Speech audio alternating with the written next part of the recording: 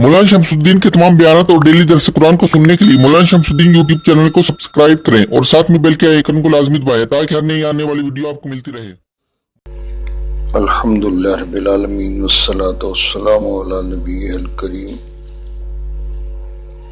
अम्मा बअद फ़अऊज़ु बिल्लाहि मिनश शैतानिर रजीम बिस्मिल्लाहिर रहमानिर रहीम अल्हम्दुलिल्लाहि रब्बिल आलमीन अर्रहमानिर रहीम मालिकि यौमिद्दीन इय्याका नअबुदु व इय्याका नस्तईन इहदिनस सिरातल मुस्तकीम सिरातल लज़ीना अनअमता अलैहिम गैरिल मग़दूबि अलैहिम वलद्दाल्लीन आमीन। ये कुरान मजीद की सबसे पहली सूरत है।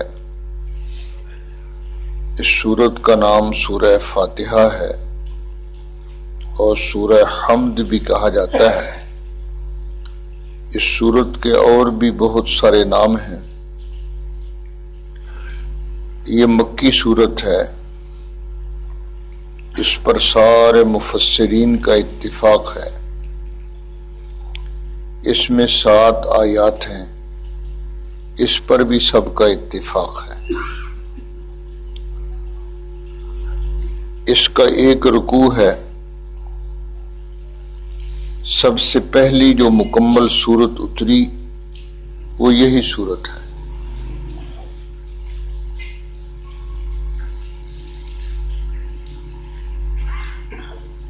इस सूरत से खालिक कायनात ने कुरान मजीद की इब्तिदा फरमाई। यानी जो तरतीब हमारे सामने है ये वही तरतीब है जो आसमानों पर लोहे महफूज में कुरान मजीद की तरतीब है। उतरने की तरतीब और है। और ये जो तरतीब है कि जिसकी इब्तिदा सूरह फातिहा से होती है, ये वो तरतीब है कि जो जनाब रसूलुल्लाह सल्लल्लाहु अलैहि वसल्लम ने वही के इरशाद और इशारों से इसको लगवाया है। किसी सूरत की भी आयात वो उतरने के अंदर तो मुख्तलिफ हैं कि मुख्तलिफ ज़मानों के अंदर उतरी, पर उनकी जो तरतीब है वो जनाब रसूलुल्लाह सल्लल्लाहु अलैहि वसल्लम ने खुद अपनी ज़ुबाने वही तर्जुमान से वो लगवाई है। जब कोई आयत उतरती या चंद आयात उतरती या पूरी सूरत उतरती तो आप उसको फरमाते कि इसको फलां आयत के बाद फलां सूरत के अंदर इसको रख दो। और आपने बकायदा किताबत का इंतजाम भी करवा रखा था। कुरान मजीद जब से उतरना शुरू हुआ तो उसके साथ लिखने का जो इंतजाम है वो भी उसी वक्त से ही शुरू हुआ। जो हजरात मुहाजिरीन थे इनमें ये जो बड़े अकाबिर हैं खुलफाए अरबा जिनको कहा जाता है, इसी तरह अशरा मुबशरा, ये वो हजरात हैं जो लिखने से और पढ़ने से वाकिफ थे। इसलिए इनमें से जो भी कोई मौजूद होता तो उससे कुरान मजीद जो है वो लिखवा लिया जाता। आप सल्लल्लाहु अलैहि वसल्लम को इस बात की बहुत ज्यादा हिरस थी कि कुरान मजीद जो है ये महफूज हो जाए, इसका कोई हर्फ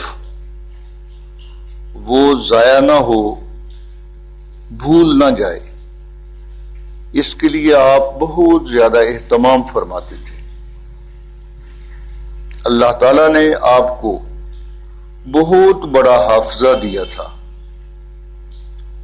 بہت عظیم یادداشت دی تھی، اور اس کا اندازہ آپ کر سکتے ہیں وہ ساری تشریحات قرآن پاک کی جو احادیث کی صورت میں موجود ہیں، وہ جو صحیح سند کے ساتھ ثابت ہیں، وہ ساری رسول اللہ صلی اللہ علیہ وسلم کی زبان مبارک سے ہی نکلی ہیں۔ وہ کئی ہزار احادیث کا جو مجموعہ ہے وہ سارا آپ کی زبان مبارک سے ہی نکلا ہے۔ تو یہ قرآن مجید جس طرح اترتا تھا، آپ اس کی لیے اس قدر اہتمام فرماتے۔ سورہ قیامہ کے اندر اللہ نے فرمایا، جبریل امین جب وحی لے کر آتے تو آپ ساتھ ساتھ پڑھتے تھے۔ جبریل امین پڑھتے، آپ بھی ساتھ ہی پڑھتے تھے۔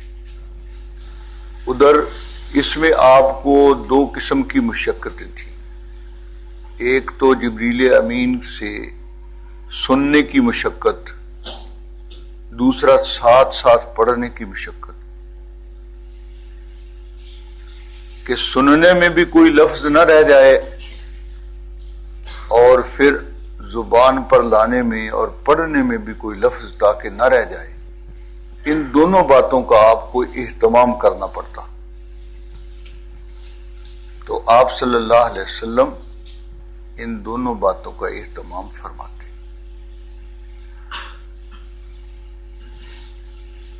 اللہ تعالیٰ نے یہ مشقت اپنے حبیب صلی اللہ علیہ وسلم کے لیے یہ مشقت پسند نہ فرمائی،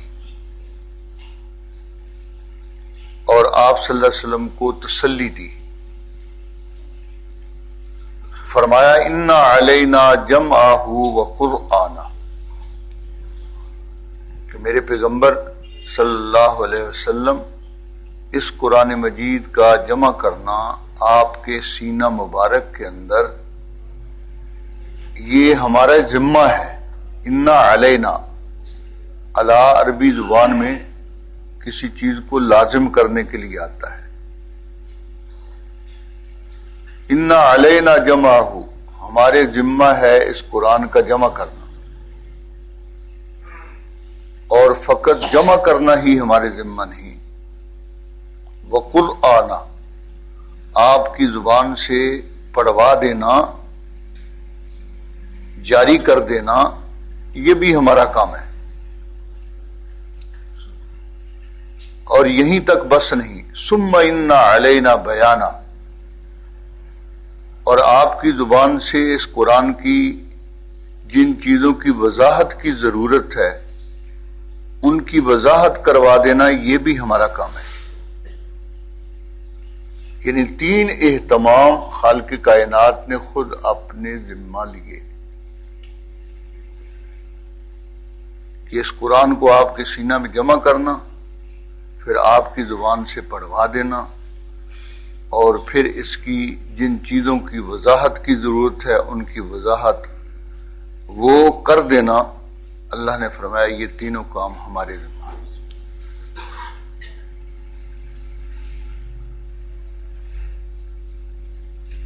آپ صلی اللہ علیہ وسلم گویا کتابت کا حکم جو ہے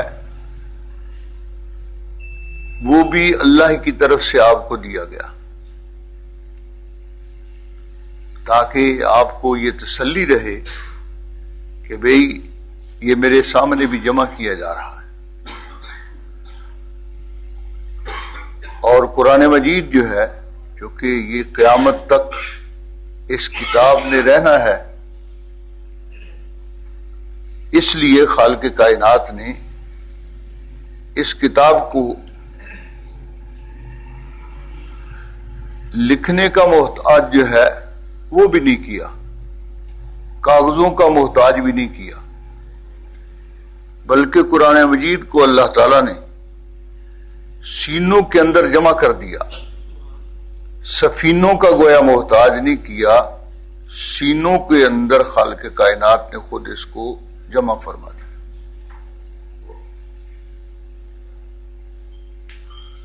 پہلی کتابیں جتنی اتری تو ان کے حفاظ جو ہیں وہ انبیاء علیہ السلام ہوا کرتے تھے، اور امت کے لوگوں کو ان کتابوں کا کچھ حصہ کسی کو یاد ہے،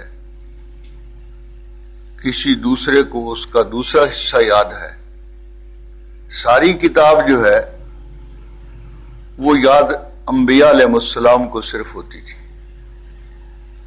یہ قرآن مجید کی خصوصیت ہے کہ خالق کائنات نے اس کتاب کو آپ صلی اللہ علیہ وسلم کی امت کے افراد جو ہیں ان کے سینوں کے اندر بھی اللہ تعالیٰ نے اس کو جمع فرما دیا، اور یہ اللہ تعالیٰ کا اس امت کے ساتھ خاص احسان ہے، خاص احسان، خاص انعام جو اس امت کو عنایت کیا گیا کہ سب سے پہلا وہ سینہ جو اس قرآن مجید کو جمع کرنے کے لیے منتخب کیا گیا وہ رسالت مآب حضرت محمد مصطفیٰ احمد مجتبی صلی اللہ علیہ وسلم کا وہ پاکیزہ سینہ مبارک تھا۔ اور اس کے بعد سب سے پہلے اس امت کے اندر جن سینوں کو خالق کائنات نے اس قرآن مجید کی حفاظت کے لیے منتخب فرمایا وہ آپ کے پہلے شاگرد حضرات صحابہ اکرام رضوان اللہ تعالی علیہم اجمعین تھے۔ ان کے سینوں کو خالق کائنات نے پسند فرمایا کہ آپ صلی اللہ علیہ وسلم کے بعد ان کے سینوں کو اس کی حفاظت کا ذریعہ بنایا، اور صحابہ اکرام نے قرآن مجید کو یاد کرنے میں پورا اہتمام کیا۔ آپ صلی اللہ علیہ وسلم سے سیکھا، اپنے گھروں میں بھی سکھایا، اپنی اولادوں کو سکھایا، اور یہ آج ہم تک جو قرآن مجید پہنچا ہے یہ صحابہ کرام کے دم قدم سے ہے۔ ہم یہ صحابہ کرام کا احسان، پوری امت صحابہ کرام کا یہ احسان اتار نہیں سکتی۔ وہ لوگ بدبخت ہیں کہ جو صحابہ کرام کے واسطے کو درمیان سے نکال دینا چاہتے ہیں، ان سے بڑا بدبخت دنیا کے اندر کوئی نہیں۔ جو ہے صحابہ کرام کو درمیان سے نکال دیا جائے تو پوری شریعت غیر معتبر ہے، اس کو کوئی اعتبار ہی نہیں۔ وہ کہاں سے حاصل ہو؟ اس لیے کہ آپ صلی اللہ علیہ وسلم کو دنیا سے رخصت ہوئے تو 1400 سال سے زیادہ عرصہ ہو گیا، تو ہمیں کہاں سے حاصل ہوگی؟ ہمیں حاصل ہونے کا ذریعہ یہی ہے کہ صحابہ کرام نے اپنے شاگردوں کو، اپنی اولادوں کو انہوں نے یہ قرآن سکھایا، اور اس کی سند، قرآن کی سند اتنی مضبوط اور متواتر ہے کہ ہزاروں انسانوں نے آپ صلی اللہ علیہ وسلم سے سیکھا، اور ان ہزاروں انسانوں نے جن کے بارے میں عقل، صحیح عقل، غلط عقل نہیں، صحیح عقل، وہ یہی کہتی ہے کہ اتنے انسان جھوٹ نہیں بول سکتے، عقل ان کو اس بات کو ناممکن قرار دیتی ہے۔ صحابہ کرام ہزاروں کی تعداد میں انہوں نے قرآن مجید کو آپ صلی اللہ علیہ وسلم سے حاصل کر کے محفوظ کیا، اور پھر ان کے لاکھوں شاگردوں نے ان سے حاصل کر کے آگے امت تک پہنچایا، اور اس وقت کروڑوں کی تعداد کے اندر حفاظ اس قرآن مجید کے موجود ہیں۔ الحمدللہ، الحمدللہ، اس پر جتنا بھی شکر ادا کیا جائے وہ کم ہے. قرآن مجید کے جمع کرنے کی آپ صلی اللہ علیہ وسلم کے بعد اب ایک تو سینوں میں جمع تھا، اس کو کاغذوں پر منتقل کرنا، اس جمع کا معنی کاغذ پر منتقل کرنا ہے. یہ نہیں کہ اپنی طرف سے اس میں کوئی چیزیں داخل کر لیں، جس طرح کے بدبخت اور بدباطن لوگ کہتے ہیں کہ انہوں نے جی تبدیلیاں کر دی. تو یہ کتاب جو ہے اس کے اندر تبدیلی کوئی کر ہی نہیں سکتا. قرآن مجید میں اللہ نے یہ بات صاف فرما دی کہ یہ ایسی کتاب ہے لا یاتیہ الباطل من بین یدیہ ومن خلفہ، کہ کسی طرف سے بھی باطل جو ہے اس کے اندر گھس نہیں سکتا. قرآن مجید کیا ہے؟ یہ اللہ کا کلام ہے، اور جبریل امین کو اللہ پاک نے خود سنایا، اور جبریل امین نے پھر آپ صلی اللہ علیہ وسلم کو سنایا، اور آپ صلی اللہ علیہ وسلم نے صحابہ کرام کو سنایا. جب قرآن اترتا تھا جبریل امین لے کر آتے تھے تو اس وقت سب سے پہلے جبریل آپ کو سناتے تھے، آپ سن کر صحابہ کرام کو سناتے تھے. اور یہ وہ پیغام ہدایت ہے جو آخری زمانے تک ہدایت کا ذریعہ ہے، اور یہ اسی طرح ہدایت کا محفوظ ذریعہ رہے گا. دنیا کی کوئی طاقت اس قرآن کو نہیں مٹا سکتی، اور نہ ہی کوئی باطل اس کا سامنا کر سکتا ہے.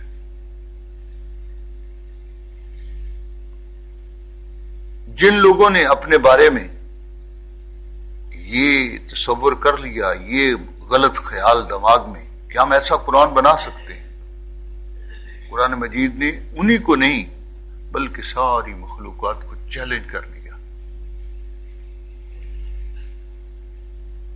کہ اس جیسی فاتو بصورت من مثلہ، ایک سورت بنا لو. سب سے چھوٹی سورت سورہ کوثر ہے، اس کی 3 آیات ہیں اور 19 حروف ہیں، اس کے 3 آیات 19 حروف. تو فرمایا چیلنج دیا ان کو کہ ایسی سورت بنا لاؤ، ایسی سورت جس کا مضمون بھی اسی طرح ہو جیسے اس چھوٹی سورت کے اندر خالق کائنات نے بہت سارے مضامین، گویا سمندر کو کوزے میں بند کر دیا. ہے تو چھوٹی سی سورت، لیکن اس میں آپ کے پیغام کو، آپ کے انعام کو اور آپ کے دشمن کے انجام کو ذکر کر دیا. یہ 3 جو ہیں اشارے اس سورت کے اندر فرما دیے.